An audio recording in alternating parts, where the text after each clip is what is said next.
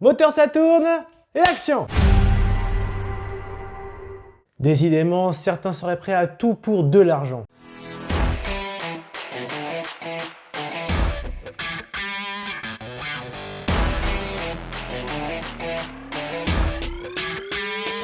Salut, c'est David de Media Show, j'espère que tu vas bien. Et après une longue période d'absence en raison de mon déménagement, et ça se voit sur le décor car c'est encore en travaux, me voici de retour sur la chaîne YouTube. N'hésite pas à t'abonner et à partager avec tes amis et tes proches. Aujourd'hui, il sera question de Mascarade, le dernier film de Nicolas Bedos à qui l'on doit d'excellentes réalisations telles que Monsieur et Madame Adelman, La Belle Époque ou encore dernièrement le troisième volet de OSS 117 qui m'avait également beaucoup plu.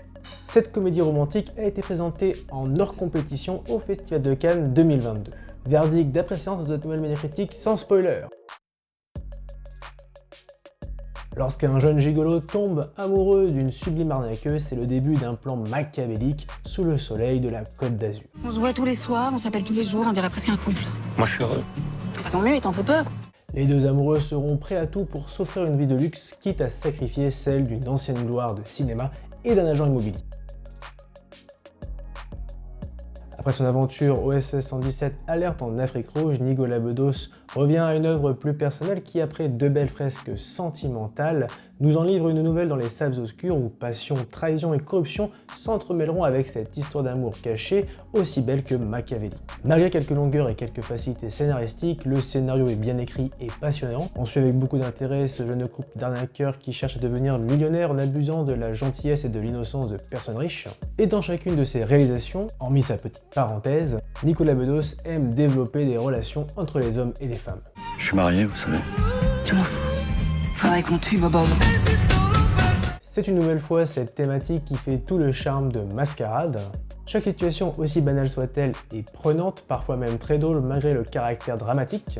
Chaque personnage est à la fois détestable et attachant, et bien qu'ils soient nombreux dans cette histoire, chacun bénéficie d'un très bon développement. Mais la chose qui m'a véritablement marqué dans ce long métrage, c'est le message qu'il diffuse sur le comportement des êtres humains face à l'argent. Un constat assez accablant mais parfaitement illustré par Nicolas Bedos qui montre jusqu'où l'humain est capable d'aller pour arriver à ses fins, quitte à mentir, trahir et parfois même manipuler. Faut pas croire tout ce qu'elle dit. Margot, c'est une fille qui invente ce qu'elle aimerait être. C'était donc pour ça.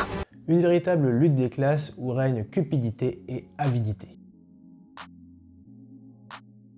Mascarade est également un film très plaisant à voir, l'intrigue se déroulant sur la Côte d'Azur. Et au-delà de magnifiques décors et paysages, la réalisation est soignée et dynamique avec un très bon montage.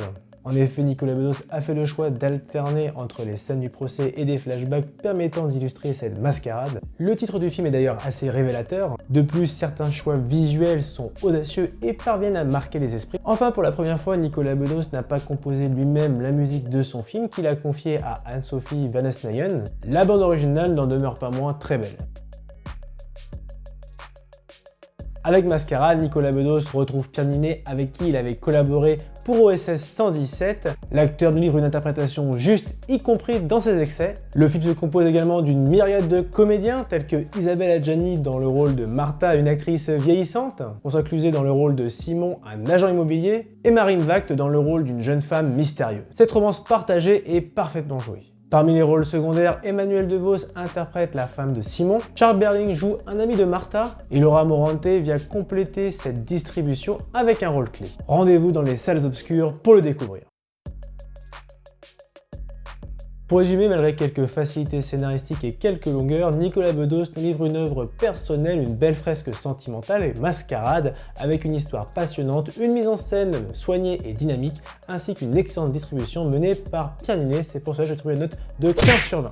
Et voilà, cette vidéo est à présent terminée et j'espère qu'elle t'a plu. Si c'est le cas, lâche le pouce bleu, partage ton avis sur ce film dans les commentaires et n'oublie pas de t'abonner à la page Facebook, à la page Instagram, mais également à la chaîne YouTube, sans oublier la petite cloche pour recevoir toute l'actualité de Media Show. Allez, à très vite!